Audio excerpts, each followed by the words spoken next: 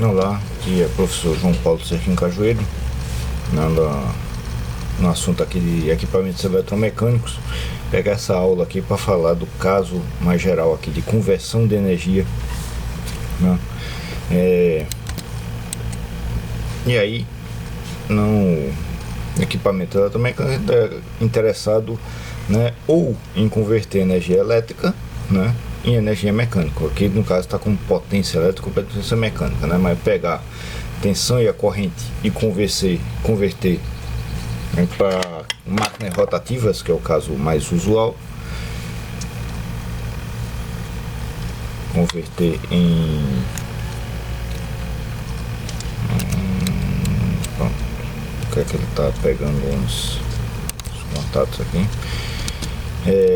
converter em torque e velocidade de rotação, né? Ou no caso, que aí a gente chama isso aqui no motor, ou no caso contrário, de eu pegar torque e velocidade de rotação e converter em tensão e corrente, certo? Em vários casos, isso aqui vai ser o mesmo equipamento, certo? Então, basicamente, vai depender do seguinte: como é que eu sei que está convertendo como motor, está trabalhando como motor, como gerador, né? Então, se eu tiver aqui, colocar só com dois fios aqui mesmo, se eu tiver aqui uma tensão, botar uma tensão contínua aqui, mas o caso alternado também vai funcionar. Então, tem a tensão, tem a corrente entrando na minha máquina, e essa minha máquina, né, tá girando a determinada velocidade, um determinado sentido de rotação, e o eixo dela tá aplicando um torque, né, também no mesmo sentido, certo? Então ela está aplicando esse torque nessa velocidade de rotação, ela está passando energia para o que está ligado no eixo, né? Então, quando eu tenho essa situação, eu tenho um motor, né? Quando eu tenho, pode até em vários casos ser a mesma máquina, né? Aqui minha tensão, né? Então positivo aqui, negativo aqui, né? Mesmo caso. E eu tenho a corrente vindo no sentido contrário. Veja que aqui a minha corrente está voltando para a bateria, né? Então a minha bateria está recebendo energia, né? E isso, né? Então isso aqui vai, do ponto de vista elétrico, essa máquina vai estar agindo aqui como um gerador, né? Aqui essa tensão tá a máquina está puxando corrente da minha bateria, então está agindo como, está absorvendo essa energia, transformando em energia mecânica, está passando essa energia, transformando para energia mecânica e aplicando no eixo. Aqui eu vou estar com a máquina, vou colocar ela girando no mesmo sentido, né? Mas agora com torque no eixo no sentido contrário, né? Então ele, na verdade, esse torque está sendo contrário ao movimento, então tá a energia entrando na máquina, e isso do ponto de vista elétrico, então vai passar para a energia elétrica. Do ponto de vista elétrico, eu vejo isso aqui como uma corrente vindo no sentido contrário da tensão, certo? Então no motor tem a tensão e a corrente nesse sentido, e o torque é no sentido de rotação da máquina, né?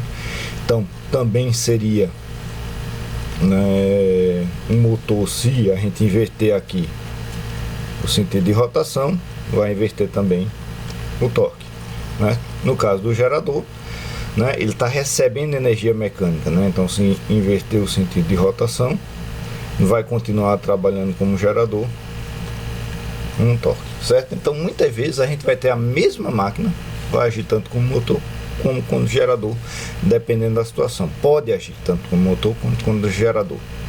Em alguns casos vai ter máquinas que são específicas só para motor, outras específicas só para gerador, certo? Mas o princípio da conversão de energia vai ficar mais ou menos o mesmo, certo? Então eu vou pegar a tensão e a corrente, transformar em torque e em rotação, e vice-versa, né? No caso de um gerador, né? Então esse é o propósito, né? Para fazer essa transformação, o que é que a gente tem? No primeiro momento, como é que eu posso pegar e criar esse torque, certo? Ou, né, então como é que mecanismos eu tenho para fazer força, né? E força ao entorno do eixo vai virar torque, força ou torque a partir de tensão ou corrente, né? Essa é a questão, né? E aí, se a gente for ver das leis da eletricidade, a gente vai ter a lei básica eletrostática, né? A lei de Coulomb. Se eu tenho duas cargas elétricas, Q1 e Q2, né, com a constante elétrica, né, a constante de Coulomb, isso aqui é 1 sobre 4π vezes ε0, que por sua vez é a constante elétrica do vácuo, né.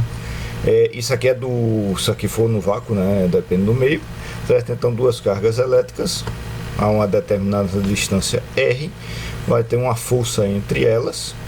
Se forem cargas iguais, força de repulsão. Se forem cargas opostas, força de atração, né? R ao quadrado, aí varia com a distância R ao quadrado, certo? Que você pode, trabalhando com isso aqui, é basicamente a mesma força descrita de outra forma. A gente pode descrever, né, o campo elétrico. Então esse E aqui não é energia,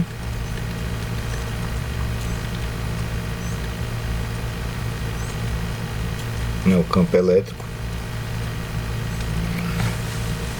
né? E aí a gente pode descrever que uma carga presente aqui na frente, dentro de um campo elétrico essa carga vai sofrer uma força F, dependendo aí do valor da carga e o valor do campo elétrico, né? Simplifica para isso daqui, né? Então, do ponto de vista elétrico, basicamente a gente tem essa maneira de, a partir de características elétricas, então carga, campo elétrico a gente vai modificar para tá relacionado com a tensão elétrica, né? Tensão sobre D, né? Então o campo elétrico é a tensão elétrica sobre, no caso ali está R, né? Então sobre a distância R, né? E do ponto de vista magnético a gente tem a força de Lorentz, né? Então força magnética, que é uma carga se movimentando numa velocidade V em cima de um campo elétrico B, vai gerar uma força dada por Q vezes V rotacional de B, né? Então V vetor, B vetor, né? E F vetor, né? Que se a gente pegar e colocar naquele caso do meu condutor passando uma corrente I, né, em cima de um campo elétrico, vamos colocar aqui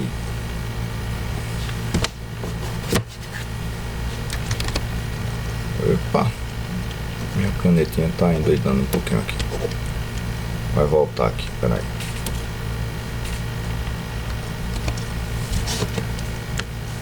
E pronto, um determinado campo elétrico aí, né, eu vou ter, né, e aí o comprimento L, a gente vendo esse comprimento L aqui como um vetor L, né, eu vou ter a força dada por da corrente I vezes L rotacional B, né? Então dependendo da orientação aqui do campo magnético, né? Então basicamente eu tenho essas duas maneiras de gerar força, né? Tipicamente a gente vai trabalhar com máquinas eletromagnéticas, vai trabalhar com essa aqui, força de Lorentz. Por quê? Vamos pegar dois exemplozinhos aqui e a gente vê. Vamos pegar um caso eletrostático, força num capacitor, né? Então se eu tenho duas placas elétricas,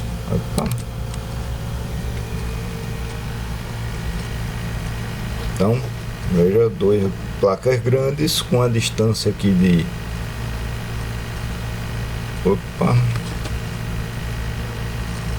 de 1 milímetro entre elas, um distanciamento pequeno, né?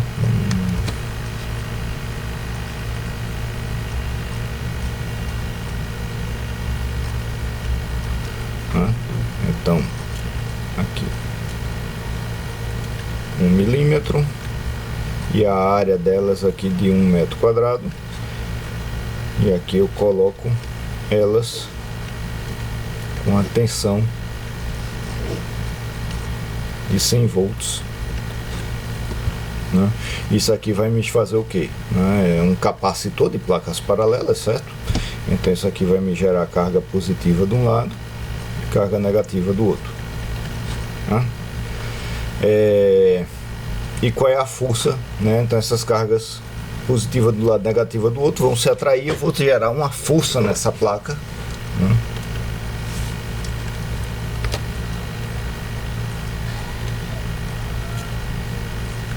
Para baixo aqui, né? Essa seta tá parecendo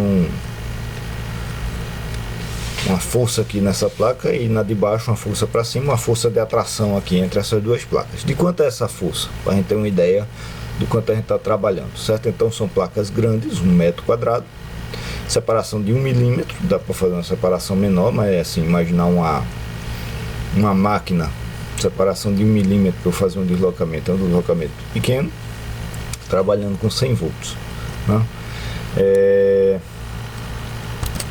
Se a gente voltar aqui,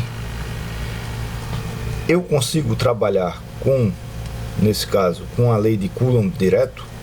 É complicado, né? Por quê? Porque para a lei de Coulomb eu teria que considerar que em torno da minha placa eu estou trabalhando com a carga distribuída. Essa carga está toda distribuída daqui, e para cada ponto desse eu fazer a integral da distância dessa carga aqui com toda a carga que está distribuída em toda a outro negócio. Vou ter vários vetores de força e fazer a integração disso daqui para chegar no resultado. Então fazer pela lei de Coulomb é complicado, né?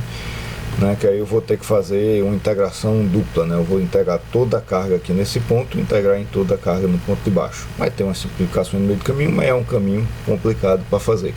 Melhor fazer pelo campo elétrico, né? Então força aqui 1/2 de E vezes Q, né? Então a carga numa, tá um Q grande aqui, que é para ficar carga numa das placas, né? Quanto é que é a carga, quanto é que é o campo elétrico? O campo elétrico, simplesmente considerar que ele vai estar trabalhando no campo elétrico aqui de um capacitor paralelo. O campo elétrico simplesmente tensão por distância, né? Então isso aqui é V sobre a distância, 1 milímetro, e a carga elétrica, né, é capacitância, o V, por sua vez, a capacitância, né? Equação de capacitor de placas paralelas, Epson, né, a constante de elétrica, considerando o A mesmo. Então, né, é aquele 8,854 vezes 10 a menos 12 vezes a área sobre a distância, né? Então, juntando isso aqui, né, isso aqui eu vou ter, minha força vai ficar então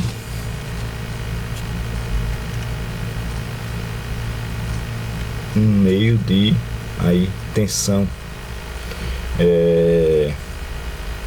Epson vezes a área vezes a tensão ao quadrado sobre, tem D aqui e D aqui, sobre a distância ao quadrado, né?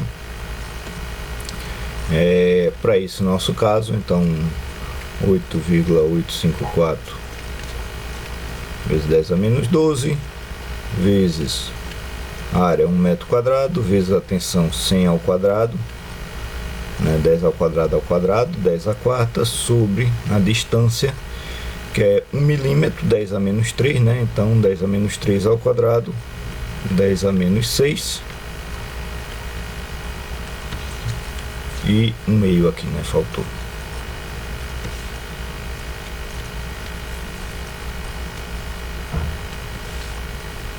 Certo? Então 10 a menos 6 com 10 a menos 12, isso aqui cai para menos 6, menos 6 com 10 a quarta, isso aqui cai para menos 2, aí isso aqui dividido por 2, né? Então tem uma força aí de 4,427 vezes 10 a menos 2 newtons, certo? Então, quando eu tenho uma placa de 1 metro quadrado separado 1 milímetro, 100 volts, eu tenho isso aqui. Essa força pode ser maior? Claro.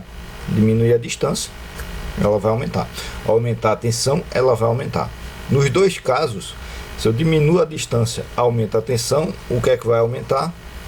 Vai aumentar meu campo elétrico, vai aumentar a probabilidade de eu ter faiscamento ali entre o material, né? Vai depender do quanto o meu meio, normalmente para motores a gente vai considerar o ar, o quanto o meu ar vai aguentar esse campo elétrico elevado, certo? Então o problema de eu fazer forças com campo elétrico é que tipicamente você vai precisar de campos elétricos muito elevados e aí você vai correr o risco de ter faiscamentos, né? E a máquina parar de funcionar, né? Não, tem gente que está estudando ver se dá para fazer máquinas elétricas sem serem magnéticas para uso aeroespacial no vácuo, né, para diminuir esse problema, né? Mas é o que limita. A gente teria que trabalhar com tensões muito elevadas e a estrutura, né, a força ela só vai ser grande para distâncias muito pequenas, para campos elétricos muito elevados, e essa é a razão para raramente a gente usar direto força eletrostática para fazer máquinas elétricas.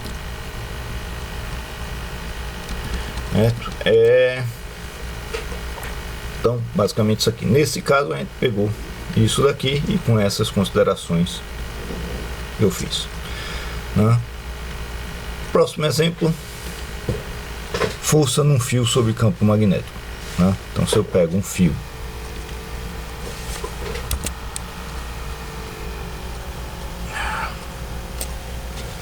de 1 metro, então de novo usando aquele 1 metro, então a fiação aqui de 1 metro de comprimento, passando a corrente de 1 ampere sobre um campo, né, faltou botar aqui para facilitar a nossa vida, ortogonal,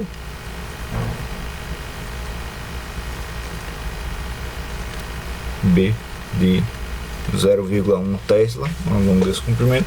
Qual é a força que vai receber esse fio, né? Então, nesse caso, a força é simplesmente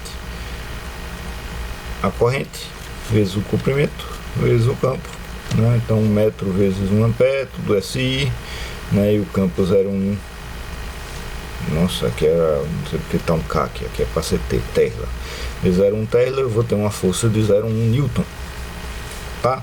Então, estou aqui 100 volts, não é 1 ampere. 1 ampere razoavelmente elevado, comprimento de 1 metro, não é tão pequeno, campo de 0,1 Tesla, um campo mediano, e já consegui uma força maior do que essa daqui. Como é que eu faço para aumentar essa força? Então eu posso aumentar meu campo elétrico, ok. Eu posso aumentar minha corrente, ok. Passar 1 ampere no fio, nada do outro mundo, né? Dá para fazer o fio que aumenta mais. Eu posso aumentar o comprimento, já estou com 1 metro, ou eu posso pegar aqui e fazer isso aqui, vários fios passando a mesma corrente, né, em cima do campo. Se eu botar uma quantidade tal de fio aqui, um isolamento entre eles, então basta ser o fio, né, com um fio isolado, né, aquele fio de cobre esmaltado, que aí ele já tem um isolamento ali para centenas de volts em geral, até mais dependendo do esmalte, né, vários fios aqui. Quantos fios eu consigo botar em 1 metro quadrado, né? Num campo de 0,1 Tesla eu já vou ter uma força, se eu conseguir botar aqui 10 fios eu já vou ter uma força de 1 Newton. 10 fios é pouco, se eu botar 100 eu já tenho uma força de 10 newtons.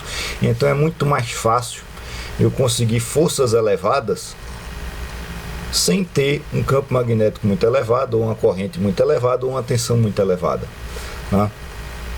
Certo? Claro que não estou criando energia do nada, né? Então simplesmente eu não vou ter o meu problema do campo elétrico elevado, eu não vou ter menor, né?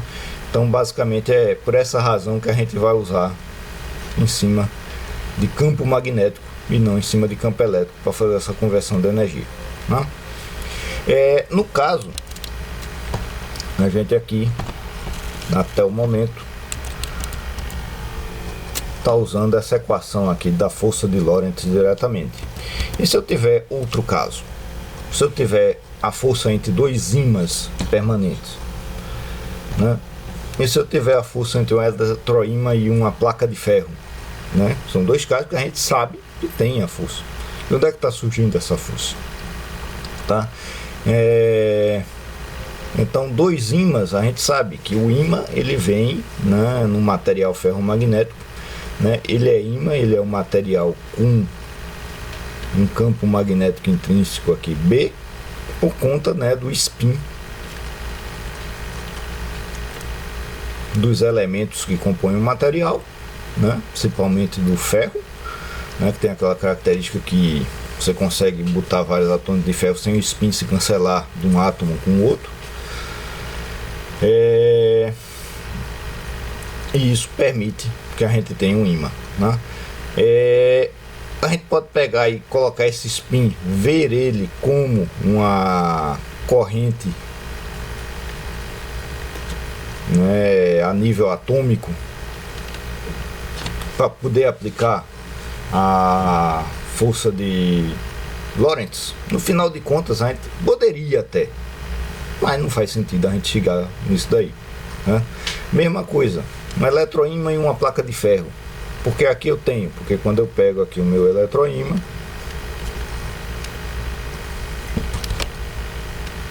e coloco ele junto de uma placa de ferro, né, eu vou ter a magnetização do material, eu vou criar aqui uma magnetização e causar a atração aqui dos meus materiais, né? Atração, melhor botando assim, né? De novo, eu tenho a magnetização da placa de ferro e volto para o caso dos dois ímãs. Eu consigo pegar e aplicar isso aqui como a força de Lorentz? Facilmente não, né? Então a gente não vai utilizar, né,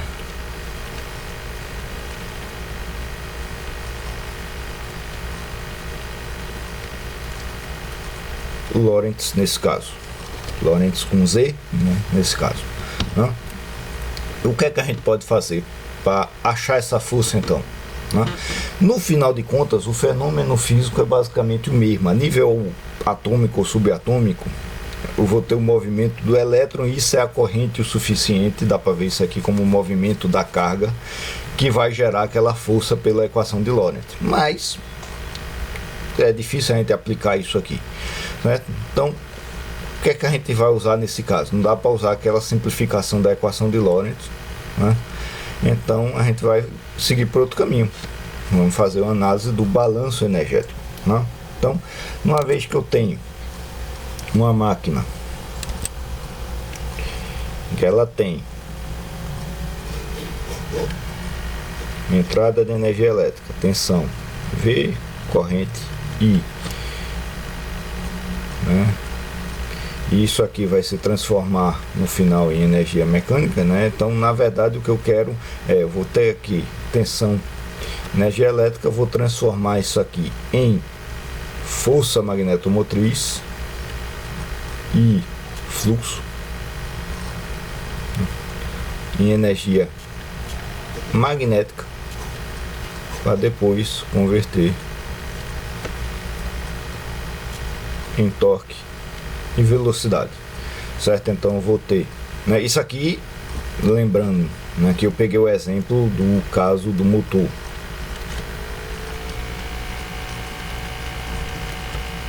né? No caso de um gerador,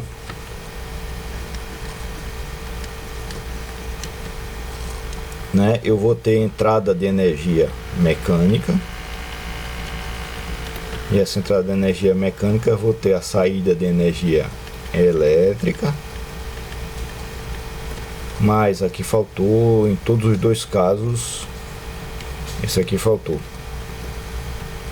a variação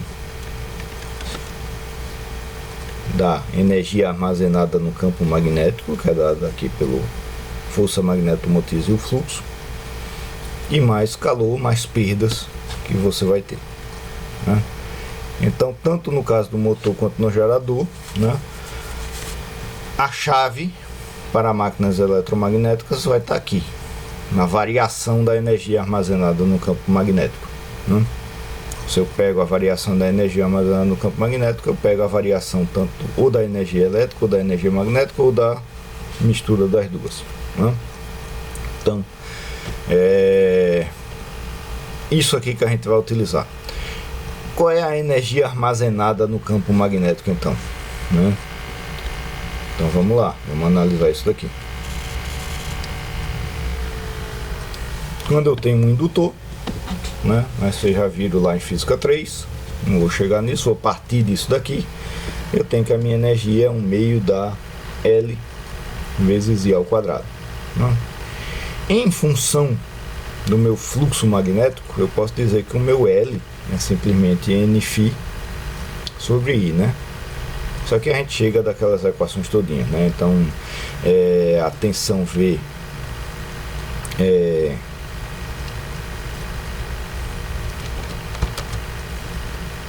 de Nφ, então N para uma máquina com espiras, o número de espiras vezes o fluxo dt, né? L, né? No indutor, cadê a corrente I é igual a L, não, trocado, a tensão V é igual a L di dt, né? Então, se a gente observa, né, V é o d Nφ dt. Quando eu igualo essa equação com essa, né, eu vejo que o meu L é igual a N vezes o fluxo sobre o I, né? Passo aqui para isso aqui. Quando eu boto isso aqui de volta nessa equação, né, aplico isso aqui para cá, né, então vou ter minha energia igual 1/2 de Nφ I, né? Aí esses dois, né, 1/2 de Nφ I, N vezes I é a minha força magnetomotriz, né? Que a gente chamou aqui o que causa o fluxo magnético, né? E o fluxo está aqui direto, certo? Então aqui eu já tenho uma equação da minha energia em função puramente de parâmetros magnéticos do meu campo magnético, né? É 1/2 do meu fluxo magnético, na minha força magnetomotriz vezes o fluxo magnético, né? Daqui, você, dependendo do caso, você pode colocar, né, você usa, né, o F é igual a o fluxo vezes a relutância, né? Então você pode descrever essa energia em casos diferentes como 1/2 de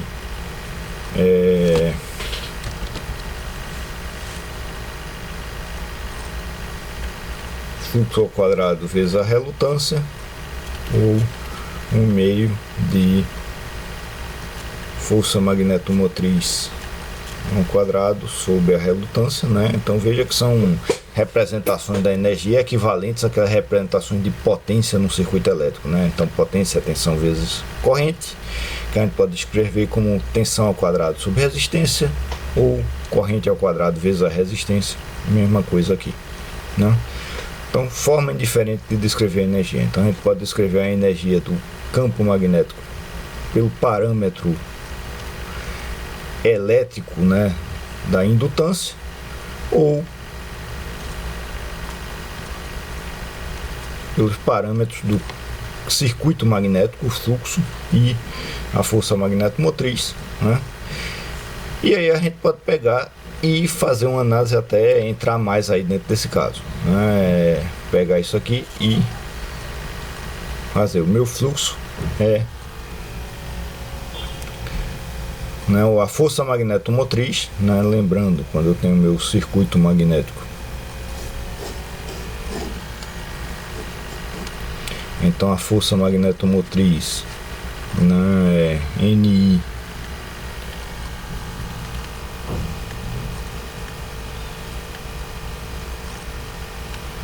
isso aqui vai ser a mesma coisa que o meu campo H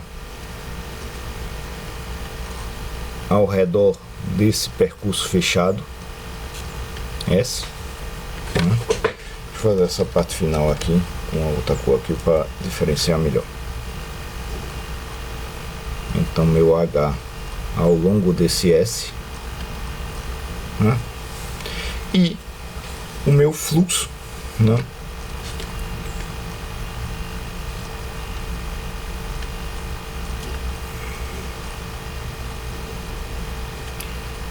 Lembrando que isso aqui é tridimensional, né? O meu fluxo é a minha densidade de fluxo B ao longo de uma área A, né? Então, se a gente junta essas duas coisas aqui no Fφ, né? A matemática aqui está meio forçada, mas isso aqui funciona. Eu posso ter a minha energia como uma integral ao longo do volume de meu interesse, então todo ele aqui. Se eu considero que eu não tenho fluxo por fora, se eu tiver fluxo por fora, pego o volume todo do material. Se eu tiver um entreferro, tem que pegar o volume do entreferro. Então a energia do meu circuito magnético eu posso pegar como uma integral ao longo do volume da minha intensidade de campo magnético H, que é o NI pela distância, né, aproximadamente, vezes a densidade de campo de fluxo magnético B, né, ao longo da distância, integrando no volume, né. Na prática, na verdade, isso aqui seria a equação de ao longo de S de H de B vezes a integral dentro da área de B, aí B dA e aí H de B ds.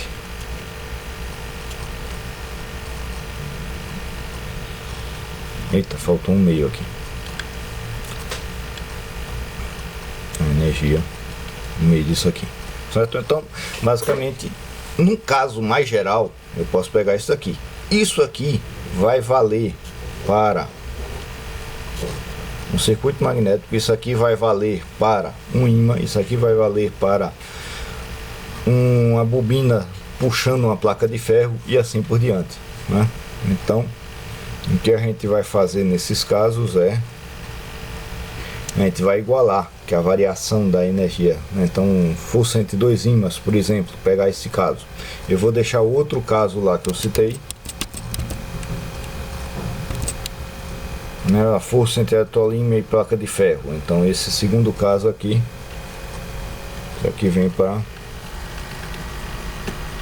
próxima aula, porque isso aqui, no caso, na prática, isso aqui é o que a gente tem em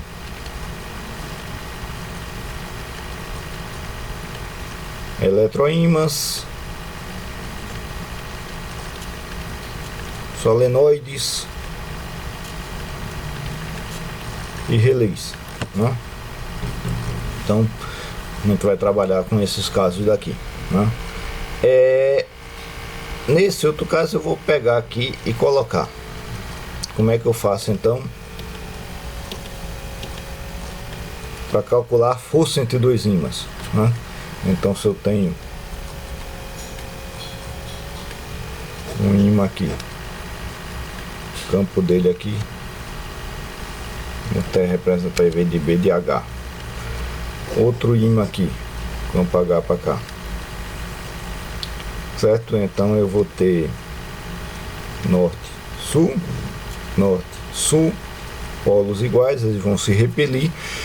Mas com que força eles vão se repelir, certo? Não tem uma maneira muito simples de calcular isso aqui, certo? Mas eu vou mostrar o caminho, né? E calcular através de simulação, mas como por simulação. Então a ideia é, eu vou pegar e fazer com que a minha variação da energia mecânica do meu sistema, nesse caso aqui eu não tenho energia elétrica, seja igual à variação da energia magnética, e aqui eu vou desprezar perdas, né? Quando isso aqui se deslocar, só o atrito mesmo, ou então se os ímãs chegarem a se tocar, causariam aquele barulho, que é então perda de energia mecânica também, pela acústica.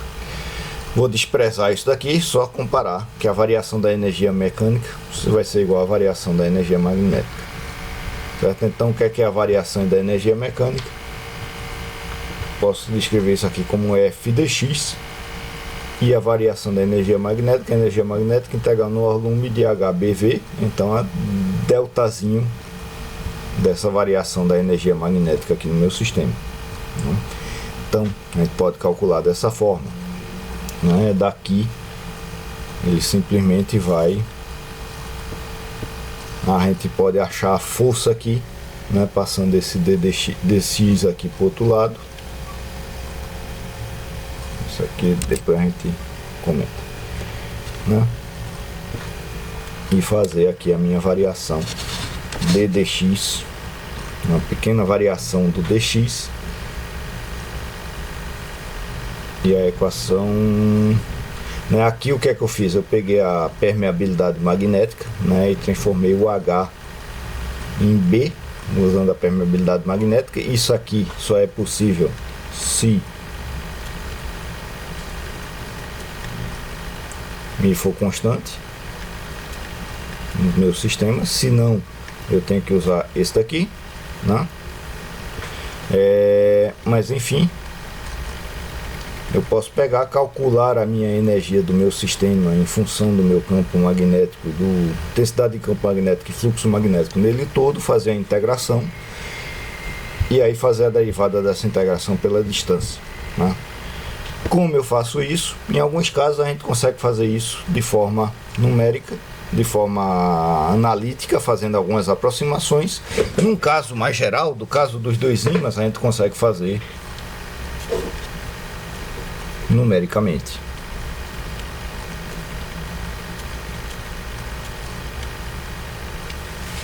Né? Então aqui, vamos pegar isso aqui. O que é que eu vou fazer? Estou aqui com o sistema de simulação eletromagnética aqui, enfim. Então estou desenhado aqui dois ímãs,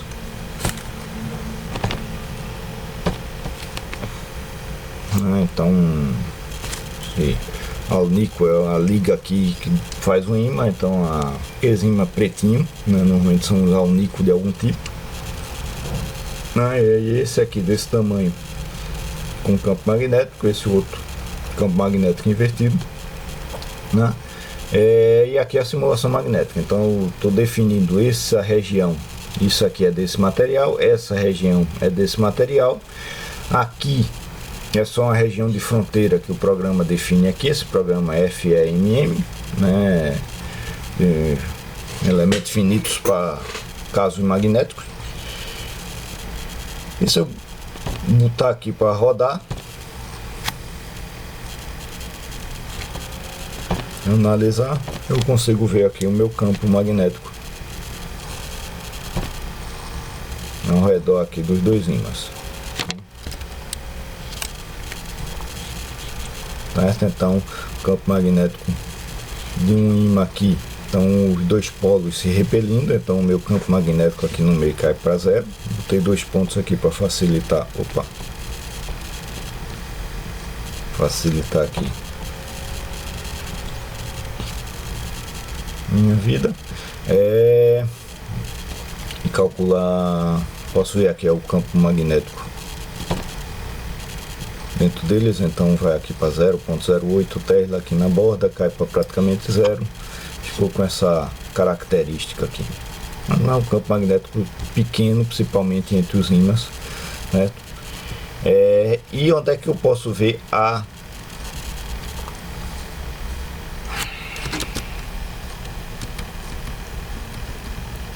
Oxe, apaguei o negócio. Onde é que eu posso ver a força entre eles? Então, uma maneira que eu posso ver é o seguinte.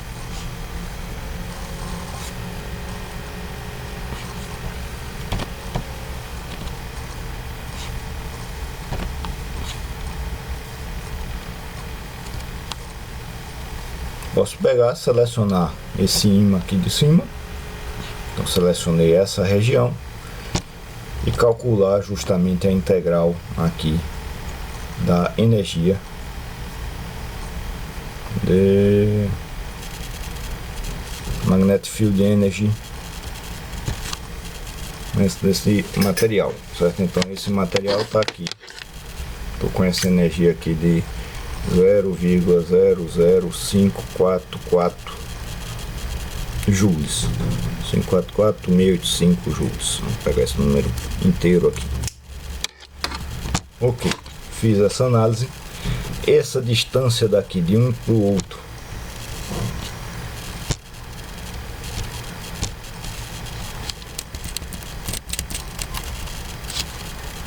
tá aqui é menos 0,1 a mais 0,1, né? Deixa eu selecionar esse aqui de cima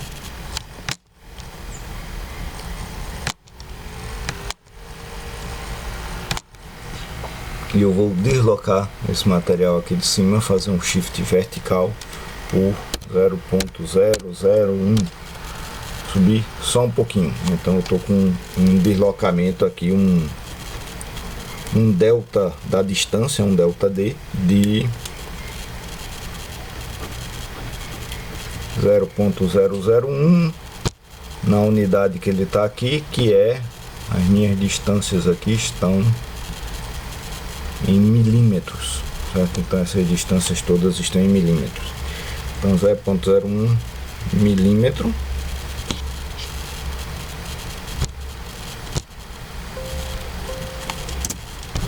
E analiso o meu problema de novo. Vai ficar muito parecido. Deveria ficar parecido, mas eu não estou conseguindo analisar o problema. Espera aí.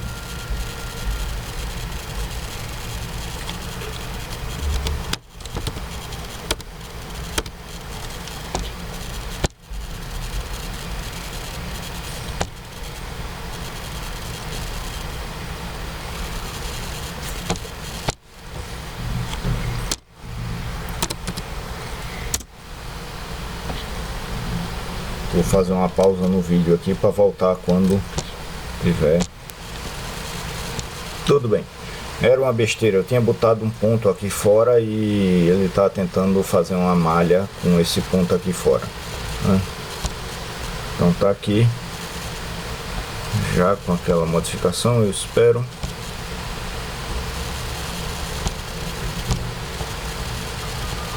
Vamos calcular aqui a minha energia.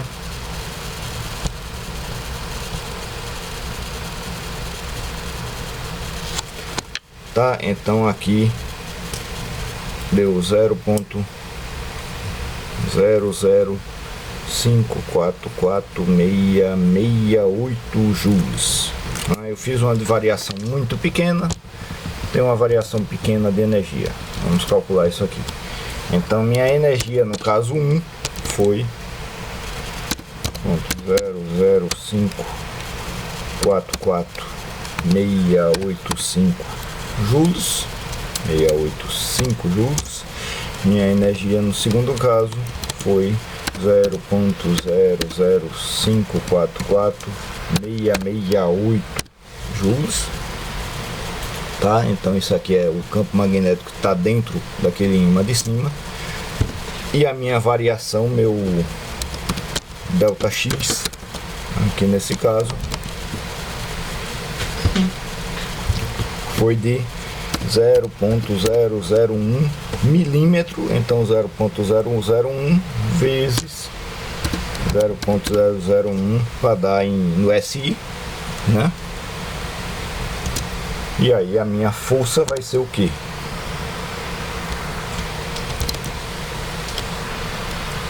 É 2, então menos é 1, então no sentido do eixo X.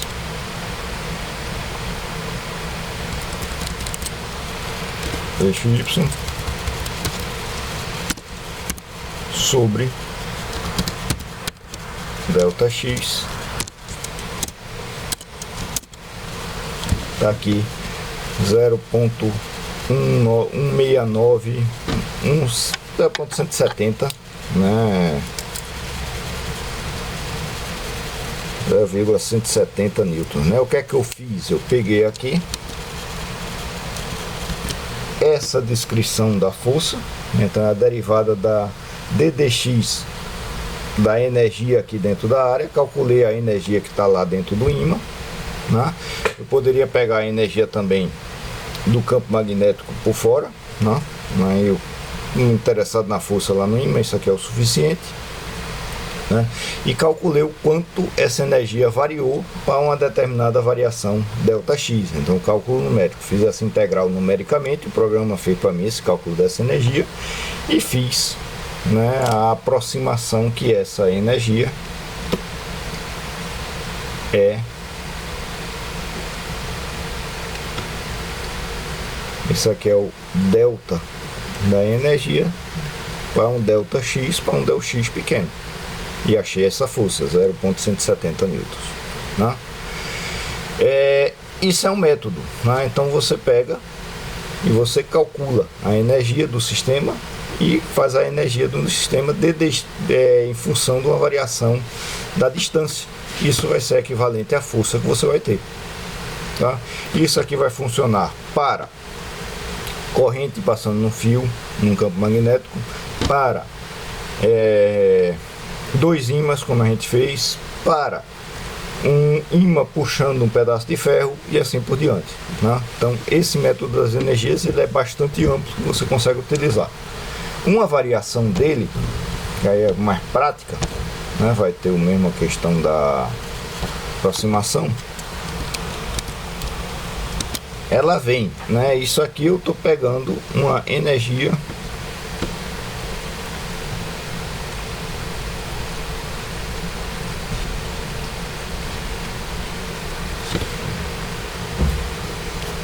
dentro desse volume e calculando a energia, certo? Eu posso pegar e definir uma região aqui em volta e calcular a energia dentro desse volume, também vai funcionar. Stress tenso análise, então você tem a definição dele aqui, né? Então isso aqui para 3 dimensões, variação do campo B em X, Y e Z, você tem esse tensor, né, do campo magnético.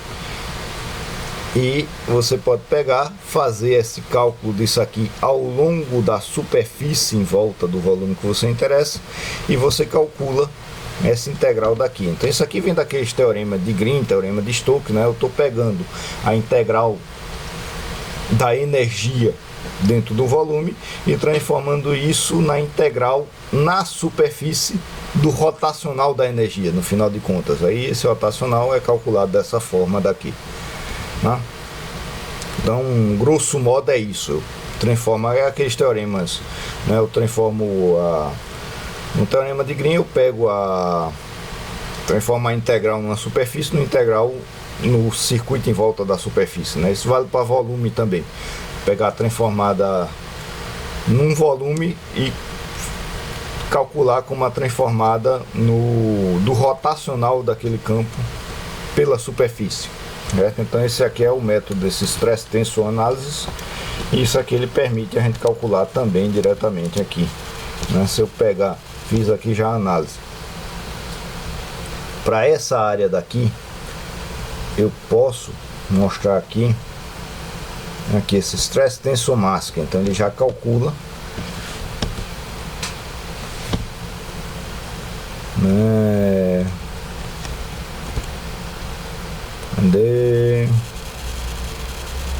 force via weight stress tensor.